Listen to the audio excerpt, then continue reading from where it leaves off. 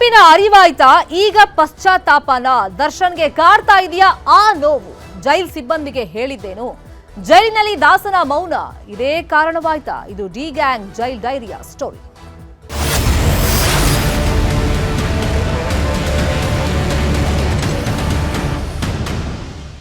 ರೇಣುಕಾಸ್ವಾಮಿ ಕೊಲೆ ಕೇಸಲ್ಲಿ ಸೆಂಟ್ರಲ್ ಜೈಲಿನಲ್ಲಿರುವಂತ ದರ್ಶನ್ಗೆ ಈಗ ಪಶ್ಚಾತ್ತಾಪ ಆಗ್ತಾ ಇದೆಯಂತೆ ಜೈಲ್ ಸಿಬ್ಬಂದಿ ಹತ್ರ ದರ್ಶನ್ ಈ ವಿಷಯವಾಗಿ ಹೇಳ್ಕೊಂಡಿದ್ದಾರಂತೆ ಹಾಗಾದ್ರೆ ದರ್ಶನ್ ಜೈಲಿನ ಸಿಬ್ಬಂದಿ ಹತ್ರ ಹೇಳಿರೋದೇನು ನ್ಯೂಸ್ 18 ನಲ್ಲಿ ದರ್ಶನ್ ಜೈಲ್ ಡೈರಿಯ ಸ್ಟೋರಿಯನ್ನ ನಾವು ತೋರಿಸ್ತೀವಿ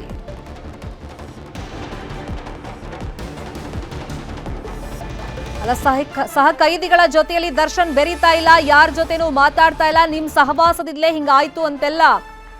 ಫಸ್ಟಿಗೆ ಮೌನಕ್ಕೆ ಶರಣಾಗಿದ್ರಲ್ಲ ಜೈಲಿನ ಸಿಬ್ಬಂದಿ ಹತ್ರ ಕೆಲವೊಂದು ವಿಷಯಗಳನ್ನ ಶೇರ್ ಮಾಡ್ಕೊಂಡಿದ್ದಾರೆ ದರ್ಶನ್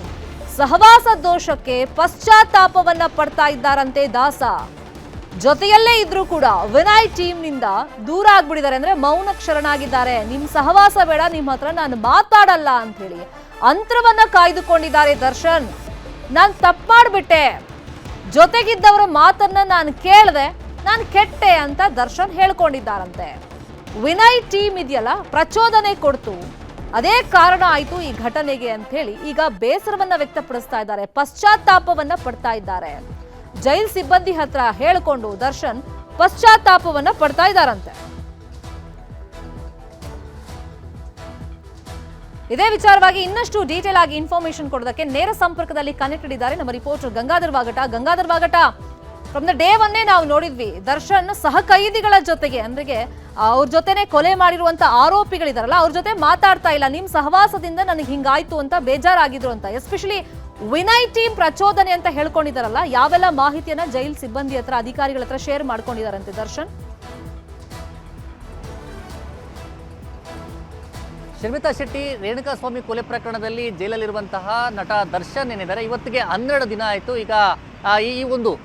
ಸಂಬಂಧಪಟ್ಟಂತ ಅಂದ್ರೆ ಜೈಲಿಗೆ ಹೋಗಿ ಆದರೆ ಜೈಲಲ್ಲಿದ್ದಂತಹ ಸಂದರ್ಭದಲ್ಲಿ ಮಾನಸಿಕವಾಗಿ ಕುಗ್ಗಿರುವಂತಹ ನಟ ದರ್ಶನ್ ಯಾರೆಂದಿಗೂ ಕೂಡ ಅಂದರೆ ಅವ್ರ ಜೊತೆಯಲ್ಲೇ ಈಗ ವಿನಯ್ ಅಂಡ್ ಪ್ರದೋಷ್ ಮತ್ತೊಬ್ಬ ಆರೋಪಿ ಧನರಾಜ್ ಕೂಡ ಇರುವಂಥದ್ದು ಆದರೆ ಡೇ ಒನ್ನಿಂದಲೂ ಸಹ ಇದುವರೆಗೂ ಅವರ ಜೊತೆಯಲ್ಲಿ ಹೆಚ್ಚಾಗಿ ಮಾತಾಡ್ತಾ ಇರಲಿಲ್ಲ ಇವರಾಗಿ ಸಪ್ರೇಟಾಗಿ ಮೌನಕ್ಕೆ ಶರಣ ಆಗ್ತಾ ಇದ್ರು ಅಂತ ಆದರೆ ಯಾವ ಕಾರಣಕ್ಕೋಸ್ಕರ ಈ ಥರ ಶರಣ ಅಂದರೆ ಅವ್ರು ಸೈಲೆಂಟ್ ಆಗಿದ್ದಾರೆ ಅನ್ನೋದು ನೋಡೋದಾದರೆ ಕಳೆದ ಇತ್ತೀಚಿನ ಅಂದರೆ 2-3 ದಿನಗಳಲ್ಲಿ ಅಲ್ಲಿ ಸಿಬ್ಬಂದಿಗಳ ಬಳಿ ಹೇಳ್ಕೊಂಡಿರುವಂಥದ್ದು ಅಂದರೆ ಮಾತನಾಡುವಂತಹ ಸಂದರ್ಭದಲ್ಲಿ ನಾನೇ ತಪ್ಪು ಮಾಡಿದ್ನೋ ಅಥವಾ ಜೊತೆಗಾರರ ಸಹವಾಸದಿಂದ ನನಗೆ ಈ ರೀತಿ ಆಯಿತು ಅನ್ನೋ ರೀತಿಯಲ್ಲಿ ಪಶ್ಚಾತ್ತಾಪ ಪಟ್ಟುಕೊಂಡಿರುವಂಥದ್ದು ಅಂದರೆ ಈ ಒಂದು ಘಟನೆ ಏನಾಯಿತು ಘಟನೆಯ ಸಂದರ್ಭದಲ್ಲಿ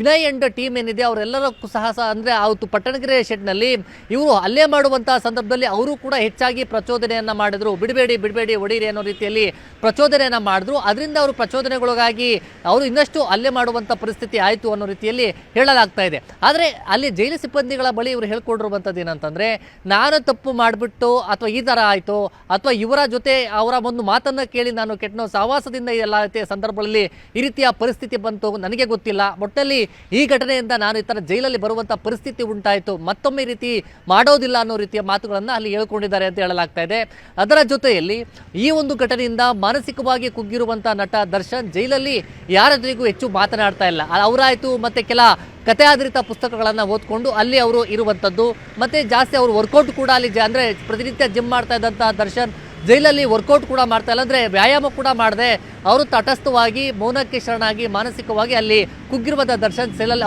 ಅವರ ಪ್ರತ್ಯೇಕವಾಗಿ ಇವ್ರ ಜೊತೆ ವಿನಯ್ ಅಂಡ್ ಟೀಮ್ ಜೊತೆ ಮಾತನಾಡದೆ ಅವರು ಪ್ರತ್ಯೇಕವಾಗಿ ಉಳಿಯುವಂಥ ಪರಿಸ್ಥಿತಿ ಮತ್ತು ಎಷ್ಟು ಬೇಕೋ ಅಷ್ಟೇ ಅಂದರೆ ಏನು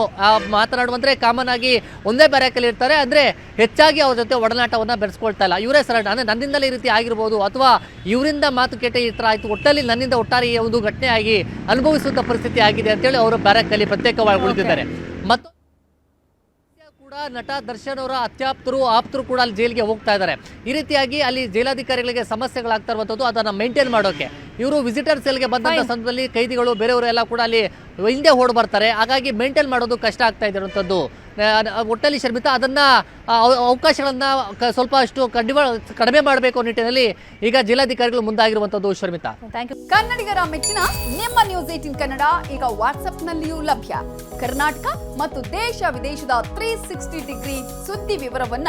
ನೀವು ನಿಮ್ಮ ಕೈ ಬೆರಳುಗಳಲ್ಲಿಯೇ ಪಡೆಯೋದಿಕ್ಕೆ ಈ QR ಕೋಡ್ ಅನ್ನು ಸ್ಕ್ಯಾನ್ ಮಾಡಿ. ನಮ್ಮ ಚಾನೆಲ್ ಅನ್ನು ಫಾಲೋ ಮಾಡಿ, ನೋಟಿಫಿಕೇಶನ್ ಆನ್ ಮಾಡಿ.